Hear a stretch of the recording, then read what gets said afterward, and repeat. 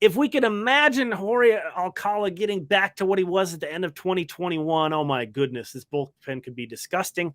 But you know what? That doesn't even have to happen. That's sort of what I've been trying to, digest with his performance so far.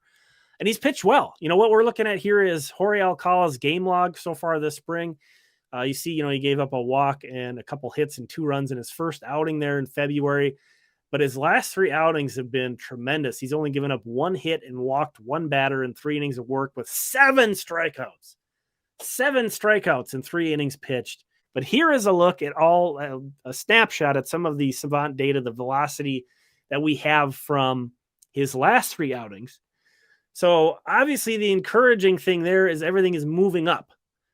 So that's great to see. And, that's another thing too we kind of obsess about early is, kind of thinking of everything as being sort of solidified on opening day. And it's like, no, some guys are going to, continue to return to health or get better or add velo as even the season goes on. It's not like you hit game 1 and what you're getting is what you're getting. So we might see Alcala continue to ramp up. So again, we can take a look at this and say, well, he was averaging 97.4 miles per hour with his fastball in 2021. And, he's only been up to averaging 95.8. Well, that's not very good. And I think, that's true. You can't deny that he's below where he's been. But again, I'm taking the point that it's moving in the right direction already. Here we are on March 9th. There's only 3 weeks until opening day. And then, of course, he can continue to get better. He's healthy.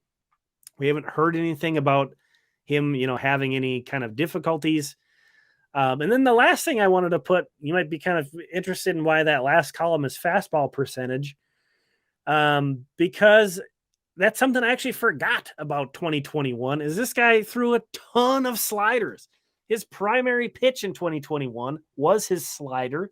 He's actually commanding his slider and his changeup very well in spring.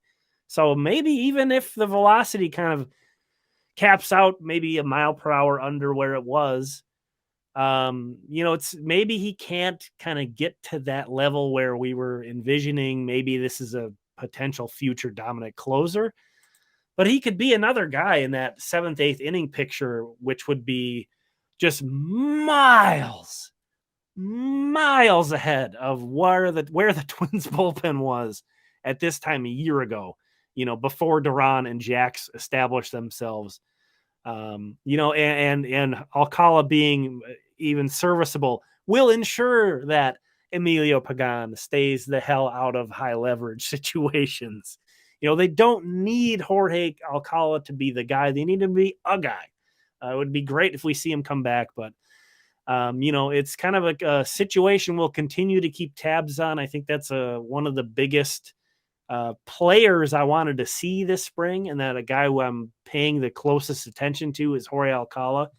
But I'm pretty encouraged. I'm pretty encouraged so far at what we've seen from him.